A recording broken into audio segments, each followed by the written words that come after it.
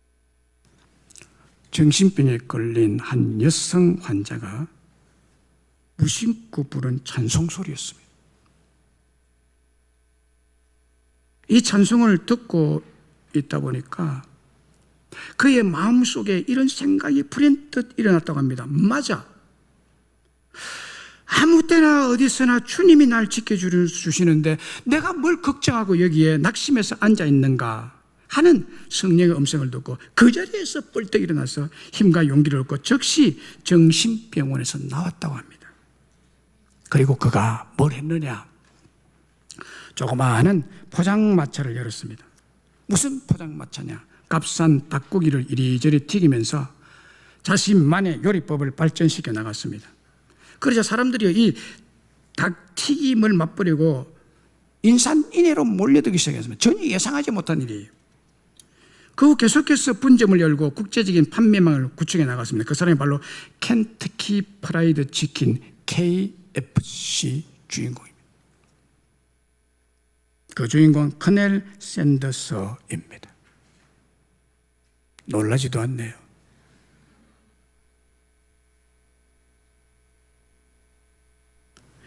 자기 소견에 옳은 대로 행하였던 과거는 망하게 되었고 정신병에 걸려서 정신병원에 입원했지만 찬송을 통한 하나님의 말씀이 자기를 찾아와 은혜로 주신 하나님의 음성을 듣고 눈물겨운 위로와 힘과 용기를 얻고 새 출발했을 때 세계적인 KFC 회장의 주인공이 된 거예요.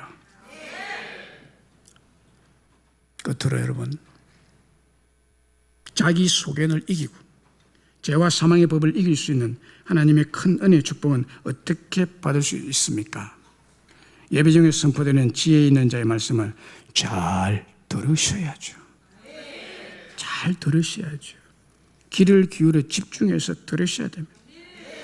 하나님 말씀에 마음을 두어야 됩니다. 이것을 네 속에 보존하며 내 입술 위에 함께 있게 함이 아름다움이라고 했습니다. 네가 진리의 확실한 말씀을 깨닫게 하며 또 너를 보내는 자에게 진리의 말씀으로 회답하게 하려 함이라고 했습니다. 하나님의 큰 은혜의 축복을 받기 위해서는 말씀을 잘 들으라고 했습니다. 정신을 집중해야 됩니다. 귀를 기울여서 잘 들어야 하고 그 들은 말씀을 마음속에 보존하라고 했습니다. 마음속에 보존하는 것은 말씀을 암송하는 것입니다. 말씀을 암송해서 금방 돌아서서 잊어버려도 안 돌아서면 됩니다. 그리고 그 말씀을 묵상해야 됩니다. 하나님의 말씀을 잘 듣는 행위는 정신을 집중하고 귀를 기울이고 설교자가 선포하는 설교 말씀을 믿음으로 마음속에 보존하는 일입니다. 그러면 반드시 해야 될 일은 말씀 묵상하는 일인데요. 본문에서 말씀 묵상한 행위를 네 속에 보존하며 내 입술 위에 함께 있게 함이 아름다움이라고 했습니다. 복 있는 사람은 주야로 여호와 율법을 뭐 하는 사람입니까? 묵상하는 사람. 여호수아서 6장 7장에 보면 두 가지 대조적인 사건이 기록되어 있습니다. 기생 라합이라는 이방 여인은 자기 귀에 들리는 하나님의 큰 기적적인 사건들의 이야기를 귀담아 듣고 그 말씀대로 믿고 순종해서 여리고 성이 무너지고 함락될 때 다 여리고 성 사람이 다 깔려 죽어버렸는데 그때 그와 그 가정이 그 멸망 중에서 멸망하지 않고 구원의 은혜를 극적으로 얻게 되었습니다. 그것으로서 6장이 끝납니다. 그 다음에 7장이 들어옵니다. 7장에서는 아간이라는 사람을 소개해드리는데 아간은 지혜자였던 지도자 여호수아의 말씀을 거역하고 불순종해서 그 가족 전체가 저주의 멸망을 당하는 사건을 기록하고 있습니다. 대조적인 두 사건이죠. 이스라엘 백성들이 아이성 전투에서 크게 대패를 당하고 이스라엘 청년이 많이 죽습니다. 그 이유가 바로 이 아간 한 사람의 말씀에 불순종한 결과였기 때문에 그 가족을 멸합니다. 여호수아 7장 24절로 26절에 이렇게 기록하고 있습니다. 여호수아가 이스라엘 모든 사람과 더불어 세라의 아들 아간을 잡고 그 은과 그 외투와 그 금덩이와 그의 아들들과 그의 딸들과 그의 소들과 그의 나귀들과 그의 양들과 그의 장마과 그에 속한 모든 것을 이끌고 아골 골짜기로 가서 여호수아가 이르되 네가 어찌하여 우리를 괴롭게 하였느냐? 여호와께서 오늘 너를 괴롭게 하시리라 하니 온 이스라엘이 그를 돌로 치고 물건들도 돌로 치고 불사르고 그 위에 무더기를 크게 쌓았더니 오늘까지 있더라. 여호와께서 맹렬한 진노를 거치니 그러므로 그곳 이름 오늘까지 아골 골짜기라 부르더라. 여러분, 지혜자인 지도자의 말씀에 불순종한 사건이죠. 여호수아가요, 여리고 성에서 얻는 값진 옷, 금, 은 이런 것들을 절대로 개인 소유하지 마라. 도둑질하지 마라. 전부 다 내어서 불태워서 하나님께 드려야 된다. 이랬는데 아간이 욕심 나가지고요, 가족 외투 좋은 것, 금덩어리 다 훔쳐나서 자기 텐트 집 안에 땅을 파고 그 땅에다 묻어버렸어요. 아무도 모르는. 그런데 그 사건 때문에 아이성 전투에 실패합니다. 여호수아가 왜 실패했을까? 하나님께 물으니까 하나님이 아간이 범죄해서 그랬다. 잡아내라. 매래라. 그래. 아간 한 사람의 범죄 때문에 그 가족 전부 몰살당합니다. 여러분, 지혜자의 말을 순종하셔야 됩니다. 지혜자는 사람이죠. 그러나 하나님이 그에게 말씀을 맡기셨기 때문에 지혜자의 말이 아니라 하나님 말씀이에요. 목사를 무시하면 복 못 받습니다. 또 여호수아서 6장 26절에 이런 말씀이 있어요. 여호수아가 그때 맹세하여 이르되 누구든지 일어나서 이 여리고성을 건축하는 자는 여호와 앞에서 저주를 받을 것이라. 그 기초를 쌓을 때 그의 맏아들을 잃을 것이요 그 문을 세울 때 그 막내 아들을 잃으리라. 여호수아가 여리고성 무너지고 난 다음에 이렇게 했습니다. 여리고성을 다시 세우지 마라. 그러면 아들이 죽을 거다. 자, 이 말씀은 700년 후에 그대로 또 이루어집니다. 보세요. 열왕기상 16장 34절에 그 결과를 이렇게 기록하고 있습니다. 그 시대에 베델 사람 히엘이 여리고를 건축했는데 여리고를 다시 건축했어요. 여리고 무너지고 없거든요. 그걸 다시 건축했습니다. 건축하지 말아야 했는데 건축했는데 그가 그 틀을 쌓을 때 맏아들 아비람을 잃었고 그 성문을 세울 때 막내 아들 수굽을 잃었으니 여호와께서 눈의 아들 여호수아를 통하여 하신 말씀과 같이 되었더라. 그러면 여호수아가 한 말과 이 열왕기상 16장에 이 히일이 여리고성을 다시 재건축하는 그 기간이 얼마나 흘렀느냐 하는 거예요. 약 700년 흘렀습니다. 동시대도 아니에요. 기억하셔야 됩니다. 지혜자를 통해 설교자를 통해 하나님 하신 말씀은 한 주 지나고 한 달 지나고 1년 지나고 10년 지나면 끝나는 게 아니에요. 그대로 살아있습니다. 여호수아가 말씀한 말씀이 700년 후에 그대로 이루어집니다. 여러분들이 어떻게 생각하십니까? 목사가 설교한 거 한 주 지나고 나면 다 뭐 폐기처분하듯이 다 잊어버리고. 아니요. 제가 이 강단에서 설교한 설교 말씀은 살아있습니다. 10년이 흐르고 50년이 흐르고 100년이 흐르고 500년이 흘러도 하나님 말씀은 살아 역사하십니다. 절대로 여러분 한 주 지난 말씀이라 무시하면 안 되는 거예요. 이제 그건 말씀 지나갔다라고 생각하면 큰 오산입니다. 큰 오산입니다. 마지막으로 시간이 갔지만 말씀드립니다. 전에 한번 여러분들에게 말씀을 드린 얘기입니다. 뉴욕시 교육위원회가 교육 자료를 쓰기 위해서 표본 2가정을 선택해서 5대에 걸쳐서 조사, 비교, 분석한 가족력을 발표했습니다. 2가정, 대표적인 2가정. 5대에 걸쳐 1대도 아니고 2대도 아니고 3대도 아니고 4대도 아니고 5대까지 쭉 표본을 만들었어요. 한 가게는 뉴욕에서 음란한 살롱 술집을 경영하는 부자, 그 음란한 술집을 경영해서 부자가 된 맥스 듀크의 후손이고요. 또 한 가게는 미국의 신학대학에 있는 프린스턴 대학교 총장을 지내고 미국의 대각성 운동을 주도한 조나단 에드워드 목사의 후손 5대를 관찰했습니다. 조나단 에드워드 목사는 하나님의 말씀을 가진 아주 경건하고 지혜 있는 분이었죠. 자, 먼저 맥스 듀크의 후손은 총 1062명, 5대에 걸쳐 1062명입니다. 5대 동안 1062명의 가족이 태어났습니다. 5대에 걸쳐서. 그런데 이 1062명들이 다 어떻게 살았느냐 조사를 한 거예요. 조사해 보니까 교도소 생활 5년 이상 한 사람이 96명, 정신병자, 알코올 중독자가 58명, 몸팔아 돈 버는 장녀 65명, 정부 보조를 받는 극빈자가 286명, 학교를 다니지 못한 자가 460명, 사고로 연방정부의 돈을 낭비한 금액이 1억 5천만 달러. 이렇게 됐습니다. 이렇게 집계가 됐습니다. 이 외에도 많았겠죠.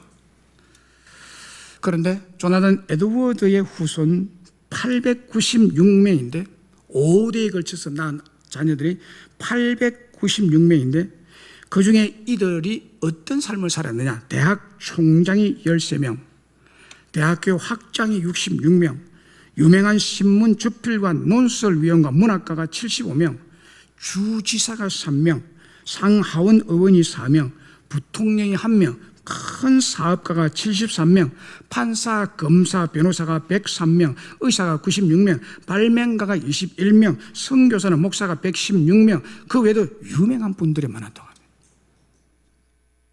대조가 되죠.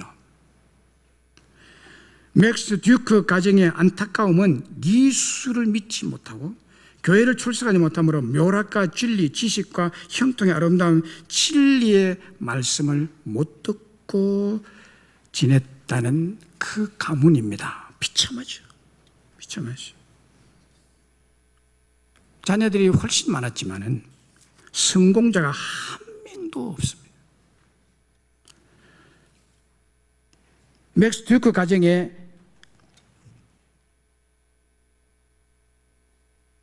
가정도 하나님의 말씀 받았다면 성공적인 가문이 되었을 것입니다. 말씀을 들으셔야 됩니다.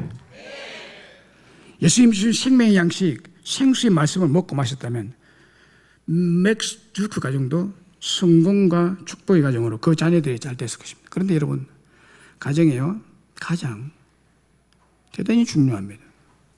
그 정신이 밑으로 흘러갑니다. 왜? 같이 살기 때문에. 만날 보고 있기 때문에. 반면에 조나단 에드워드의 가정은 예수님 만나고 그 후손들이 하나같이 하나님의 말씀, 복된 말씀을 가지고요, 지혜자의 말씀, 설교를 잘 듣고 살았기 때문에 한 사람도 인생 낙오자가 없었고 다 성공하고 축복받은 가문이 될 수 있었던 것입니다. 여러분이 결정하세요. 이 목사를 인간적으로 보면 안 되는 거예요. 하나님이 저 목사에게 우리에게 필요한 말씀을, 지혜로운 말씀을 주려고 세운 지혜자다. 제가 지혜가 있어서 아닙니다. 제가 똑똑해서 아닙니다. 하나님 말씀 받은 지혜자입니다. 그래서 여러분들이 신뢰하고 따르고 여기에 선포되는 말씀을 그대로 받아들이고 믿으면 여러분의 가정과 가문이 형통하고 큰 축복을 받을 것입니다만은 듀크 가정처럼 업신여기고 버려버리고 깃 밖으로 들으면 그 운명은, 그 후손은 보장 못 받습니다. 말씀했습니다. 여러분의 소견, 여러분의 짧은 지식, 완고한 자기 고집은 죄와 사망의 법입니다. 자기 소견을 버리시고 포기하고 하나님의 주신 말씀을 전하는 지혜자의 말씀에 귀를 기울이시기를 바랍니다. 그리고 집중하여 듣고 믿고 순종할 때 하나님의 큰 은혜와 축복과 형통의 삶이 될 줄로 믿습니다. 올해 여러분들의 경건의 생활의 첫 번째 강령은 하나님의 말씀을 듣자입니다. 말씀 잘 들으셔야 돼요. 말씀을 잘 들으세요.